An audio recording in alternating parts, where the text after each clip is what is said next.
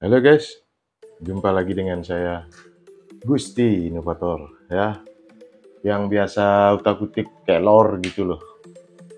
Sekarang ke topik yang banyak juga pertanyaannya dan saya harus jawab menurut pengalaman saya. Ini ceritanya mengupas-ngupas masalah kelor ya, biar teman-teman paham gitu. Sharing-sharing pengalaman lah. Oke, yang saya bahas ini. Gusti, perlu nggak kelor itu diisi? Godam kayak diisi, apa kayak diisi, ini kayak itu pertama. Yang kedua, perlukah untuk merawat fosil kelor itu dengan cara diolesi minyak? Ya, diolesi minyak. Perlu nggak? Saya jawab satu-satu saya jawab. Fosil kelor itu kenapa harus diisiin ini itu?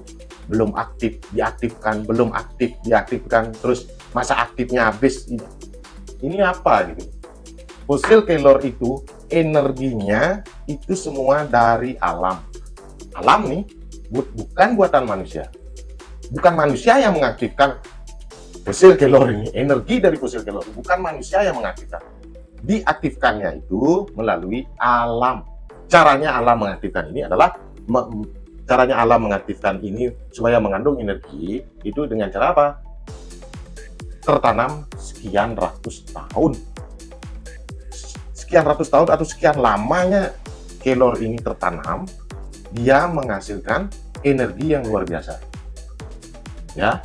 Jadi tidak usah lagi diaktifkan, diisiin godam. Justru yang namanya kelor, godam takut. Ini kok kebalik tuh. Godam itu takut dengan ini. Kita memakai kelor ini tujuannya apa? Supaya terhindar dari godaan-godaan makhluk halus, yang lain-lain lah, yang sifatnya magic, ilmu hitam.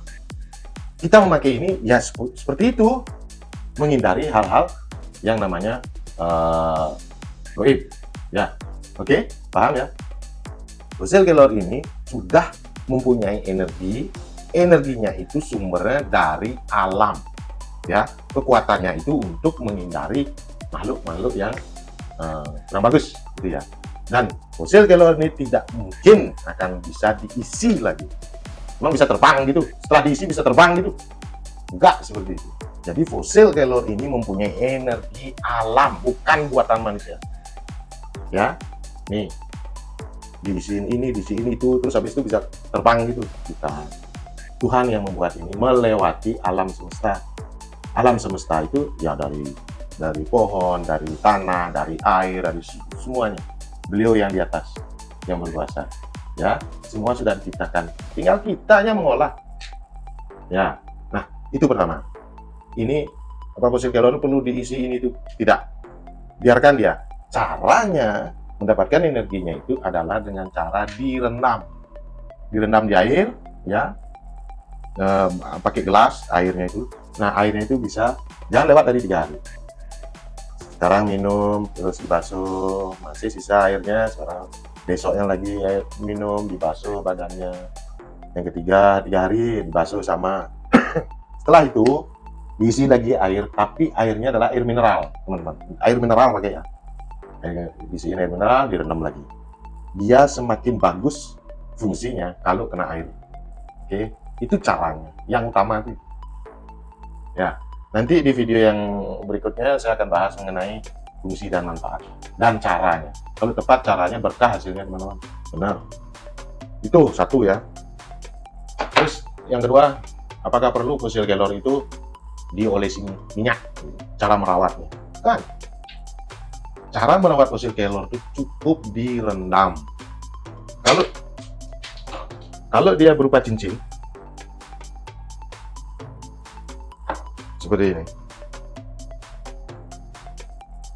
Kalau dia berupa cincin, itu cincinnya satu cincinnya direndam. Itu cara ngerawat. Jadi usahakan fosil kelor itu jangan ditaruh seperti ini, dibiarin taruh gitu. Nah, kalau bisa kalau nggak pakai, taruh aja di air, ya. Dan air itu bermanfaat untuk yang lain.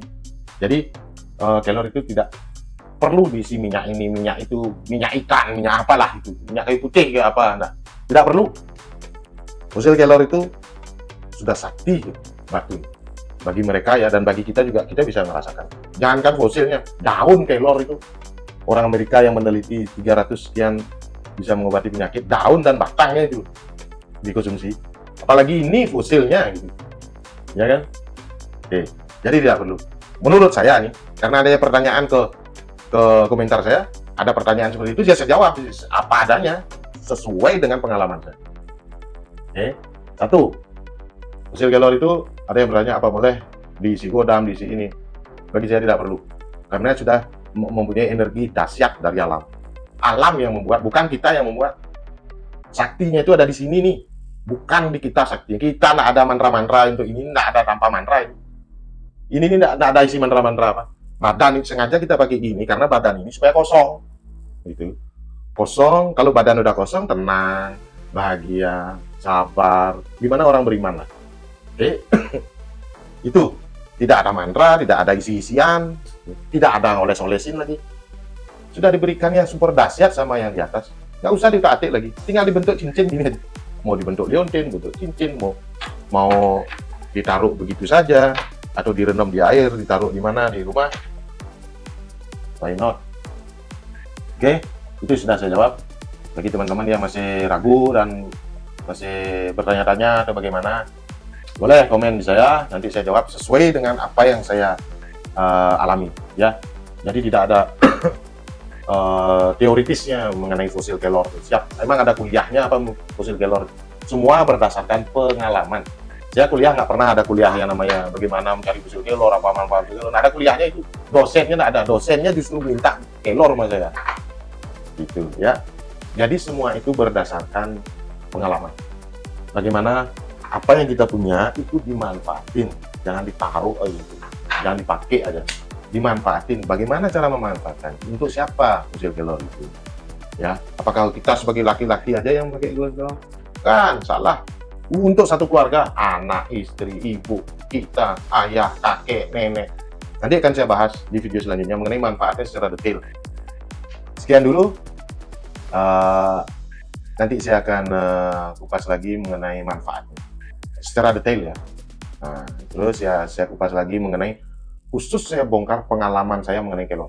Pengalaman saya mengenai kelor pribadi ya. Akan saya bongkar apa pengalaman saya. Hebatnya fosil kelor itu ada di mana. Oke. Terima kasih banyak teman-teman. Dimanapun berada. Salam bahagia, salam sejahtera, salam sehat selalu ya. Yang jelas kita baik sama orang, energi baik pun pasti akan datang. Oke, sampai jumpa, salam, ciao.